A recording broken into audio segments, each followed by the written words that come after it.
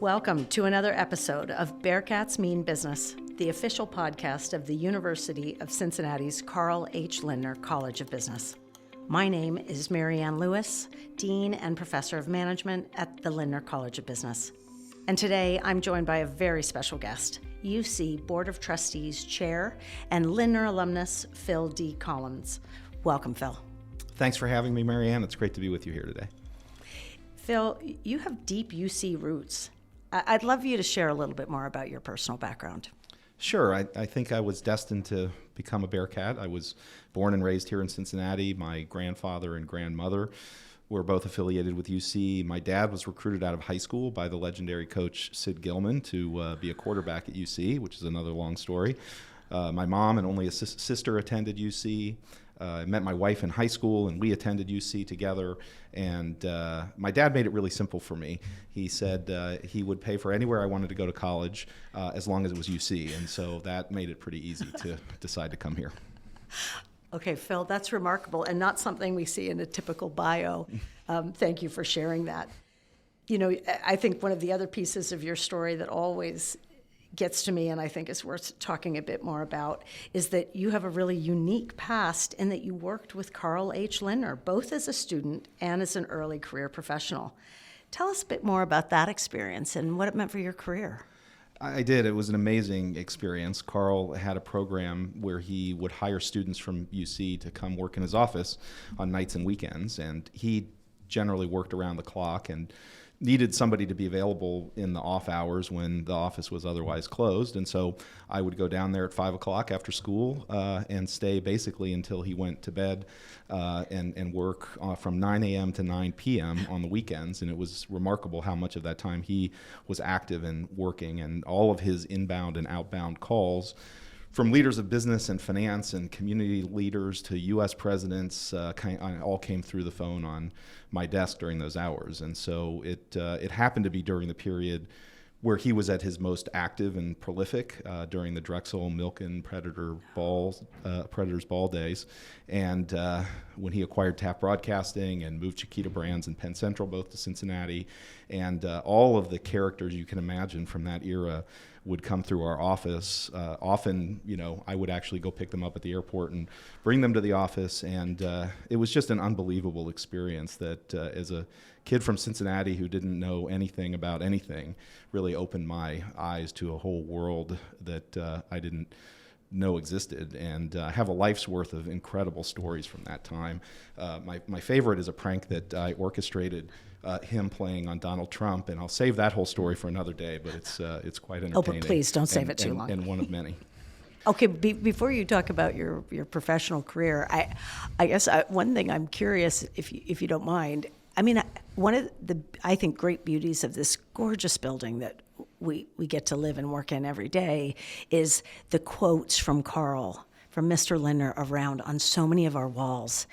And I wondered if there was something that he would say that is burned in your brain, because I love seeing those lines. Yeah, well, the funny thing for me about those quotes is that, as you may know, he had a stack of cards that he had printed up that had many of those quotes on it. And one of my jobs was to be the collator of those cards. And so I spent many an hour, nights and weekends, collating those cards. And one of the things that was, I think, generally one of the top cards was his expression, "Only in America, gee, am I lucky." And he definitely believed that, and I think it's one of the reasons that he gave back so much. And but he had a bunch of great sayings. People work with me, not for me. And I see them all around the building here. And both of those are on walls that I can, the G, I'm lucky, I can picture downstairs, and I love that. It always brings back great memories for me when I see them on the walls around here. Me too. How about professionally? How did that experience lead into your professional career? It opened my eyes to a whole world that I didn't know existed. And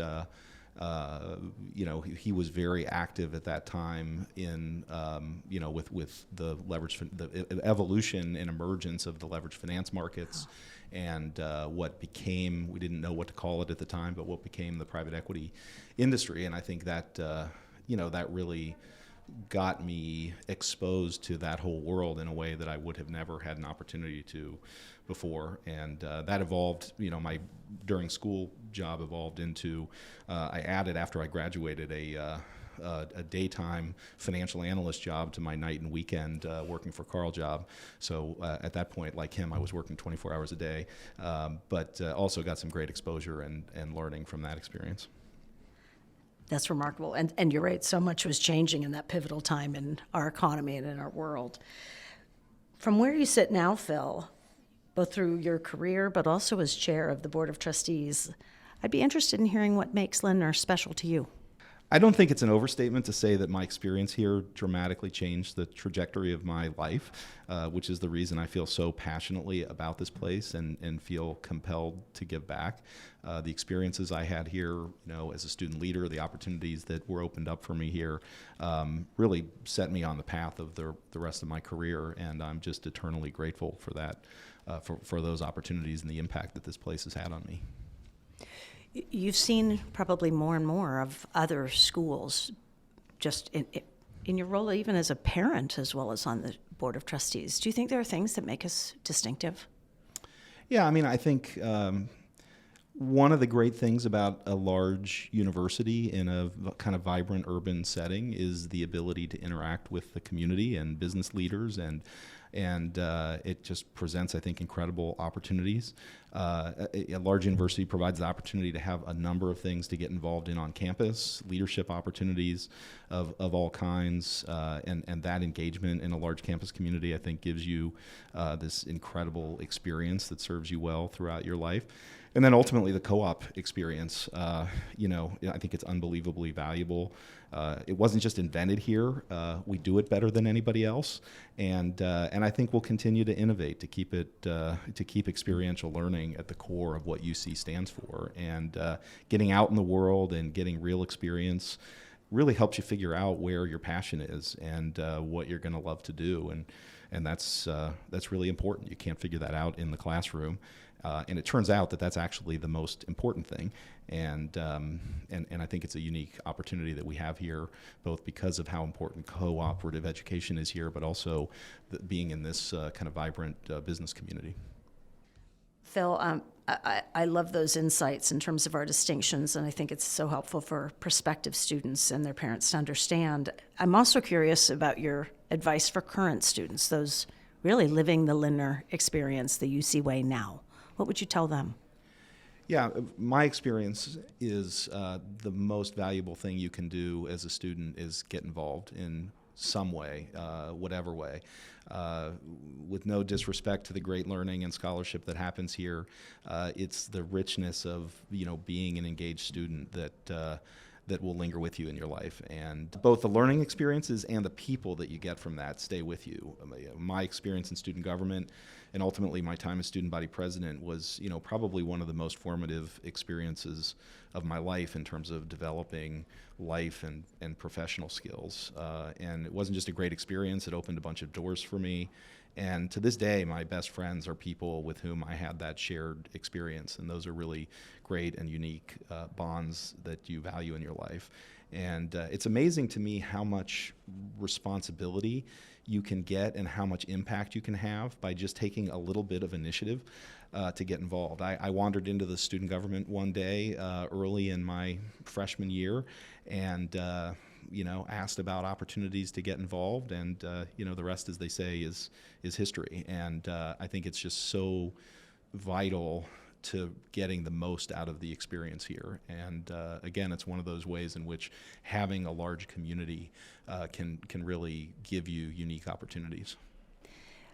Phil, you make me proud, but also want to push further on the innovations that we're doing at Lindner to weave together the curricular, the co-curricular, and the professional, right? What's happening in the classroom, what's happening in our student organization, student government, and what's happening on co-op. And you've said so much, I think, of value that I hope our students and prospective students are listening to on both the professional side and the co-curricular.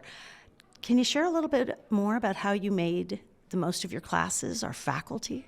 Yeah, so I'm a big believer that life unfolds through following your curiosity, and you have the opportunity to do that in the academic environment, and so for me, there was kind of a unique combination of my work experience and my academic experience, in that I worked in this environment where, at the time, Carl Lindner was very active in the evolution and invention of the leverage finance markets and what became the private equity industry. At the time, it was the corporate raider moment, and so I did my senior thesis on it was called Shark Repellents in the Market for Corporate Control, about some of the things that were evolving on the technology of repelling hostile takeovers. And one of the things I discovered during that process was a behavioral economist named Michael Jensen, who did a lot of seminal work around the market for corporate control. And that work evolved into work around this evolving thing that we didn't know what to call it at the time, but ultimately became the private equity market. And I was very intrigued by his work. He was at the University of Rochester at the time, but happened to move to Harvard. And that was part of the impetus for me deciding that I thought I'd try to go to Harvard, because not only did they not require the GMAT at the time, which I didn't have time to take and probably wasn't smart enough to get into Harvard if I took the GMAT, but also he had gone there, and it gave me an opportunity to actually meet with and study under him, and that was a phenomenal experience that ultimately led to my decision to try to go into the private equity industry. And so it was, I think, the combination of that work experience that I had during school, tying to kind of pursuing the curiosity on the academic side, that ultimately kind of shaped the path of where I went in my career. Yeah, and really making those pieces fit together so purposefully. And I say purposefully, but I often, when we're talking to students, I think it can look like it was all planned. I know it's not all planned. Lots of bobbing and weaving throughout your career to get to where you are. Absolutely. And that's, I have so many stories about how things just evolved in a very serendipitous way. One of the things I tell young people that think they've got it all figured out about how their life is going to unfold is, just, follow your curiosity, follow your passions, and, serendipity will kind of take care of the rest, and things will unfold in a mysterious and unexpected way. And if you over-program it and try to over-plan it, actually you maybe miss some of the best opportunities that really create the kind of energy that you need to generate sustained success. And that's why I think, pursuing your curiosity and passion is so important. I just have to say, Phil, serendipity is one of my favorite words.